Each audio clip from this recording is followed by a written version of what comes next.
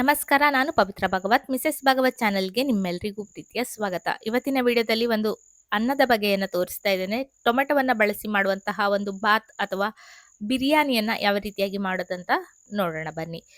ತುಂಬಾನೇ ರುಚಿಕರವಾಗಿರ್ತದೆ. ಹಾಗೆ ಲಂಚ್ ಬಾಕ್ಸಿಗೆಲ್ಲ ತಗೊಂಡು ಹೋಗ್ಲಿಕ್ಕೂ ಚೆನ್ನಾಗಾಗ್ತದೆ. ಇದರ ಜೊತೆಗೆ ಒಂದು ರಾಯ್ತ ಇದ್ರಂತೂ ಸೂಪರ್ ಆಗಿರ್ತದೆ.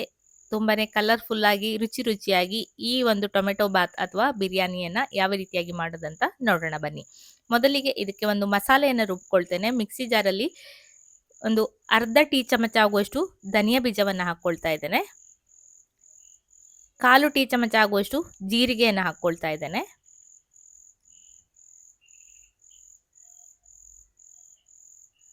ನಂತರ ಶಾಯಿ ಜೀರಿಗೆ ಅಂತ ಸಿಗ್ತದೆ. ಇದನ್ನ ಸಿಕ್ಕಿದ್ರೆ ಹಾಕೊಳ್ಳಿ, ಇಲ್ಲ ಅಂದ್ರೆ ಇಲ್ಲ. ಸಿಕ್ಕಿದ್ರೆ ಒಳ್ಳೆ ಬಿರಿಯಾನಿಯ ರುಚಿಯಲ್ಲಿ ಇದು ಮಸಾಲೆ ರೆಡಿ ಆಗ್ತದೆ. ನನ್ನ ಹತ್ರ ಇತ್ತು, ಹಾಗಾಗಿ ಹಾಕ್ಕೊಳ್ತಾ ಇದ್ದೇನೆ. ಒಂದು 1/4 ಟೀ ಚಮಚ ಆಗುವಷ್ಟು ಹಾಕಿದ್ರೆ ಸಾಕು. ತುಂಬಾ ಘಾಟ್ ಇರ್ತದೆ ಅದು. ನಂತರ ಒಂದು 7-8 ಬೆಳ್ಳುಳ್ಳಿ, 1 ಇಂಚ್ ಆಗುವಷ್ಟು ಶುಂಠಿಯನ್ನ ಚಿಕ್ಕದಾಗಿ ಕಟ್ ಮಾಡಿ ಹಾಕೊಂಡಿದ್ದೇನೆ. ಹಾಗೆ ಒಂದು ಟೊಮೆಟೊವನ್ನ ಇದಕ್ಕೆ ಕಟ್ ಮಾಡಿ ಹಾಕೊಳ್ತಾ ಇದ್ದೇನೆ. ಟೊಮೆಟೊವನ್ನ ಇಡಿಯಾಗಿ ಹಾಕ್ಲಿಕ್ಕೆ ಹೋಗ್ಬೇಡಿ. ಕೆಲವೊಮ್ಮೆ ಅದರಲ್ಲಿ ಚಿಕ್ಕ ಚಿಕ್ಕ ಹುಳುಗಳಿರ್ತದೆ, ಹಾಗಾಗಿ ಕಟ್ ಮಾಡಿ ನೋಡ್ಕೊಂಡೆ ಬಳಸಿ ಟೊಮೆಟೊವನ್ನ ಬಳಸುವಾಗ. ನಂತರ ನೆನೆಸಿಟ್ಟಿರುವಂತಹ 10-12 ಬ್ಯಾಡಗಿ ಮೆಣಸನ್ನ ಹಾಕೊಂಡಿದ್ದೇನೆ. ಒಳ್ಳೆ ಕಲರ್ಫುಲ್ ಆಗಿ ಬರ್ತದೆ ಬ್ಯಾಡಗಿ ಮೆಣಸನ್ನ ನೆನೆಸಿಟ್ಟು ಹಾಕೋದ್ರಿಂದ. ಎಲ್ಲವನ್ನ ನೀರನ್ನ ಸೇರಿಸದೆ ಗಟ್ಟಿಯಾಗಿ ನುಣ್ಣಗೆ ರುಬ್ಕೊಂಡಿದ್ದೇನೆ. ಈಗ ಒಂದು ಬಾಣಲೆಯನ್ನು ಬಿಸಿಗಿಟ್ಟು ಅದರಲ್ಲಿ 2 ಟೇಬಲ್ ಚಮಚ ಆಗುವಷ್ಟು ಎಣ್ಣೆಯನ್ನು ಹಾಕಿದ್ದೇನೆ. ಹಾಗೆ ಒಂದು 2 ಟೀ ಚಮಚ ಆಗುವಷ್ಟು ತುಪ್ಪವನ್ನು ಹಾಕೊಂಡಿದ್ದೇನೆ. ಎಣ್ಣೆ ಎಲ್ಲ ಬಿಸಿಯಾದ ನಂತರ ಇಲ್ಲಿ ಮಸಾಲೆಯನ್ನು ಹಾಕೊಳ್ತಾ ಇದ್ದೇನೆ. ಚಕ್ಕೆ, ಲವಂಗ, ಏಲಕ್ಕಿ, ಪಲಾವ್ ಎಲೆ ಇಷ್ಟನ್ನು ಹಾಕೊಂಡು ಒಮ್ಮೆ ಇದನ್ನ ಎಣ್ಣೆಯಲ್ಲಿ ಬಾಡಿಸ್ಕೊಳ್ತೇನೆ. ಸ್ವಲ್ಪ ಬಾಡಿಯಾದ ನಂತರ ಇದಕ್ಕೆ ಒಗ್ಗರಣೆಗೆ ಸಾಸಿವೆ ಹಾಗೆ ಉದ್ದಿನ ಬೇಳೆಯನ್ನು ಹಾಕೊಳ್ತಾ ಇದ್ದೇನೆ. ಈ ಮಸಾಲೆ ಎಲ್ಲ ಹಾಕೋದ್ರಿಂದ ಎತ್ತಿಡ್ಬೇಕಾಗ್ತದೆ, ಆದರೆ ಪರಿಮಳ ಚೆನ್ನಾಗಿ ಎಣ್ಣೆಯಲ್ಲಿ ಬಿಟ್ಕೊಳ್ತದೆ. ತುಂಬ ಜಾಸ್ತಿ ಮಸಾಲೆ ಅಂತನೂ ಅನಿಸೋದಿಲ್ಲ, ಹದವಾಗಿ ಪರಿಮಳವಾಗಿರ್ತದೆ ಈ ರೀತಿ ಮಸಾಲೆಯನ್ನ ಎಣ್ಣೆಯಲ್ಲಿ ಹಾಕಿ ಫ್ರೈ ಮಾಡಿ ಬಳಸೋದ್ರಿಂದ. ಸಾಸಿವೆ ಎಲ್ಲ ಚಟಪಟ ಅಂದ ನಂತರ ಇದಕ್ಕೆ ಸ್ವಲ್ಪ ಕರಿಬೇವಿನ ಸೊಪ್ಪನ್ನು ಹಾಕೊಳ್ತಾ ಇದ್ದೇನೆ. ನಂತರ ಕಟ್ ಮಾಡಿರುವಂತಹ ಒಂದು ದೊಡ್ಡ ಈರುಳ್ಳಿಯನ್ನ ಹಾಕೊಳ್ತಾ ಇದ್ದೇನೆ. ಹಾಗೆ 2 ಟೊಮೆಟೊ, ದೊಡ್ಡ ಗಾತ್ರದ ಟೊಮೆಟೊವನ್ನ ಚಿಕ್ಕದಾಗಿ ಕಟ್ ಮಾಡಿ ಇಟ್ಕೊಂಡಿದ್ದೇನೆ. ಸ್ವಲ್ಪ ಹೊತ್ತು ಈರುಳ್ಳಿಯನ್ನ ಬಾಡಿಸ್ಕೊಂಡು ಸ್ವಲ್ಪ 1 ಟೀ ಚಮಚ ಆಗುವಷ್ಟು ಸಕ್ಕರೆಯನ್ನು ನಾನಿಲ್ಲಿ ಬಳಸ್ತಾ ಇದ್ದೇನೆ. ಟೊಮೆಟೊ ಹುಳಿ ಆಗಿರೋದ್ರಿಂದ ಸ್ವಲ್ಪ ಸಿಹಿ ಬ್ಯಾಲೆನ್ಸ್ ಕೂಡ ಆಗ್ತದೆ, ರುಚಿಯೂ ಕೂಡ ಚೆನ್ನಾಗಿ ಬರ್ತದೆ. ನಂತರ ಕಟ್ ಮಾಡಿ ಇಟ್ಟಿರುವಂತಹ ಟೊಮೆಟೊವನ್ನು ಹಾಕೊಳ್ತಾ ಇದ್ದೇನೆ. ಎಣ್ಣೆಯಲ್ಲಿ ಸ್ವಲ್ಪ ಹೊತ್ತು ಇದನ್ನ ಚೆನ್ನಾಗಿ ಹುರ್ಕೊಳ್ತೇನೆ. ತುಂಬ ಮೆತ್ತಗಾಗುವ ತನಕ ಅಲ್ಲ, ಸ್ವಲ್ಪ ಹೊತ್ತು ಹುರ್ಕೊಳ್ತೇನೆ.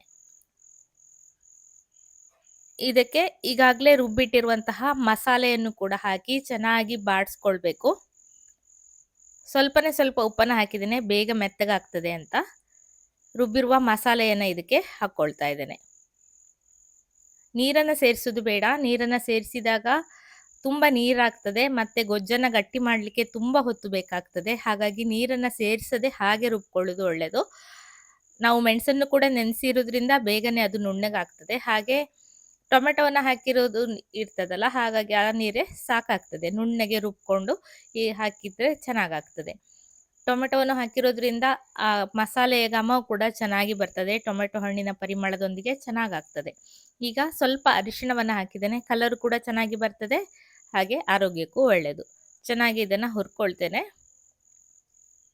ಇದಕ್ಕೆ ಒಂದು 1/2 ಟೀ ಚಮಚ ಆಗುವಷ್ಟು ಬಿರಿಯಾನಿ ಮಸಾಲವನ್ನು ಹಾಕ್ಕೊಂಡ್ರೆ ತುಂಬಾನೇ ಚೆನ್ನಾಗಾಗ್ತದೆ.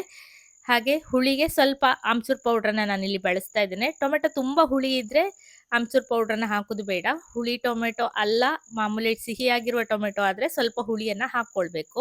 ಅಥವಾ ಹುಣಸೆ ಹಣ್ಣಿನ ರಸವನ್ನಾದರೂ ಹಾಕ್ಕೊಳ್ಬೋದು. ನಾನಿಲ್ಲಿ ಆಮ್ಚೂರ್ ಪೌಡ್ರನ್ನ ಬಳಸಿದ್ದೇನೆ. ನಂತರ ರುಚಿಗೆ ಬೇಕಾಗುವಷ್ಟು ಉಪ್ಪನ್ನು ಹಾಕಿ ಚೆನ್ನಾಗಿ ಇದನ್ನು ಕುದಿಸ್ಕೊಳ್ತೇನೆ. ಗಟ್ಟಿಯಾಗುವ ತನಕ ಇದನ್ನು ಕುದಿಸ್ಕೊಳ್ಬೇಕು. ಒಂದು 10-12 ನಿಮಿಷ ಆದರೂ ಚೆನ್ನಾಗಿ ಇದನ್ನು ಕುದಿಸ್ಬೇಕು, ಗಟ್ಟಿಯಾಗಿ ಆಗ್ತದೆ. ಸ್ವಲ್ಪ 1-2 ದಿವಸ ಇಟ್ಟರೂ ಕೂಡ ಹಾಳಾಗೋದಿಲ್ಲ. ಫ್ರಿಜ್ಜಲ್ಲಿ ಸ್ಟೋರ್ ಮಾಡ್ಕೊಳ್ಬೋದು 1 ವಾರದ ತನಕನೂ. ಚೆನ್ನಾಗಿ ಕುದಿಸಿ ಒಂದು ಡಬ್ಬದಲ್ಲಿ ಹಾಕಿ ಇಟ್ಕೊಂಡ್ರೆ ಯಾವಾಗ ಬೇಕೋ ಆಗ ಟೊಮೆಟೊ ರೈಸನ್ನು ನೀವು ಮಾಡ್ಕೊಳ್ಬೋದು. ಬಿರಿಯಾನಿಯ ರುಚಿಯಲ್ಲಿ ಬರ್ತದೆ ನಾವು ಬಿರಿಯಾನಿ ಮಸಾಲವನ್ನು ಹಾಕಿರೋದ್ರಿಂದ. ನಾನಿಲ್ಲಿ ಎವರೆಸ್ಟ್ ಅವರ ಬಿರಿಯಾನಿ ಮಸಾಲ ಪೌಡ್ರನ್ನು ಬಳಸಿದ್ದೇನೆ. ತುಂಬಾನೇ ಚೆನ್ನಾಗಿರ್ತದೆ. ಖಂಡಿತ ನೀವು ಟ್ರೈ ಮಾಡಿ ನೋಡೋದನ್ನ ಮರಿಬೇಡಿ.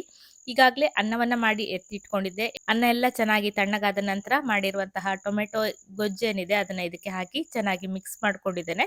ರುಚಿಯನ್ನ ನೋಡಿದಾಗ ಉಪ್ಪು ಸ್ವಲ್ಪ ಕಡಿಮೆ ಅನಿಸ್ತು, ಹಾಗಾಗಿ ಮತ್ತೆ ಸ್ವಲ್ಪ ಉಪ್ಪನ್ನು ಹಾಕಿ ಮಿಕ್ಸ್ ಮಾಡ್ಕೊಳ್ತಾ ಇದ್ದೇನೆ. ನಿಮಗೆ ರುಚಿ ಹೇಗೆ ಬೇಕು ಅದಕ್ಕೆ ಸರಿಯಾಗಿ ಗೊಜ್ಜನ್ನ ಹಾಕಿ ಕಲ್ಸ್ಕೊಂಡ್ರೆ ಆಯ್ತು. ಮಕ್ಕಳಿಗೆಲ್ಲ ಖಾರ ಕಡಿಮೆ ಸಾಕು ಅಂತಿದ್ರೆ ಅದಕ್ಕೆ ಸರಿಯಾಗಿ ಕಲಸಿ ಕೊಡ್ಲಿಕ್ಕೂ ಕೂಡ ಆಗ್ತದೆ.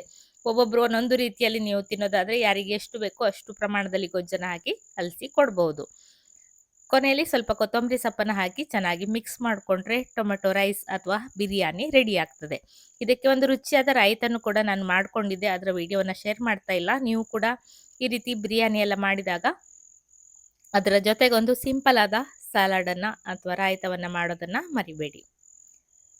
ರುಚಿಯಾದ ಟೊಮೆಟೊ ರೈಸ್ ಅನ್ನ ಸರ್ವ್ ಮಾಡ್ತಾ ಇದ್ದೇನೆ. ಇವತ್ತಿನ ಈ ವಿಡಿಯೋ ಇಷ್ಟ ಆಗಿದ್ರೆ ಖಂಡಿತ ಒಂದು ಲೈಕ್ ಮಾಡಿ, ಶೇರ್ ಮಾಡಿ, ಅನಿಸಿಕೆಯನ್ನ ಕಮೆಂಟ್ ಅಲ್ಲಿ ತಿಳಿಸಿ. ಹಾಗೆ ಚಾನಲ್ ಅನ್ನ ಸಬ್ಸ್ಕ್ರೈಬ್ ಮಾಡ್ಕೊಂಡು ಸಪೋರ್ಟ್ ಮಾಡಿ ಅಂತ ಕೇಳ್ಕೊಳ್ತೇನೆ. ಈಗಾಗಲೇ ಸಬ್ಸ್ಕ್ರೈಬ್ ಮಾಡ್ಕೊಂಡಿದ್ರೆ ನಿಮಗೆ ತುಂಬಾ ಧನ್ಯವಾದಗಳು. ಮನೆಯಲ್ಲಿ ಟ್ರೈ ಮಾಡಿ ಹೇಗೆ ಬಂತು ಅನ್ನೋದನ್ನು ಖಂಡಿತ ತಿಳಿಸ್ತೀರಾ ಅಂತ ಅನ್ಕೊಳ್ತೇನೆ. ಇದೇ ರೀತಿ ಇನ್ನೂ ಹೆಚ್ಚಿನ ರೆಸಿಪಿಗಳೊಂದಿಗೆ ಬರ್ತೇನೆ. ಮತ್ತೊಂದು ವಿಡಿಯೋದಲ್ಲಿ ಸಿಗ್ತೇನೆ. ಅಲ್ಲಿಯವರೆಗೂ ನಮಸ್ಕಾರ.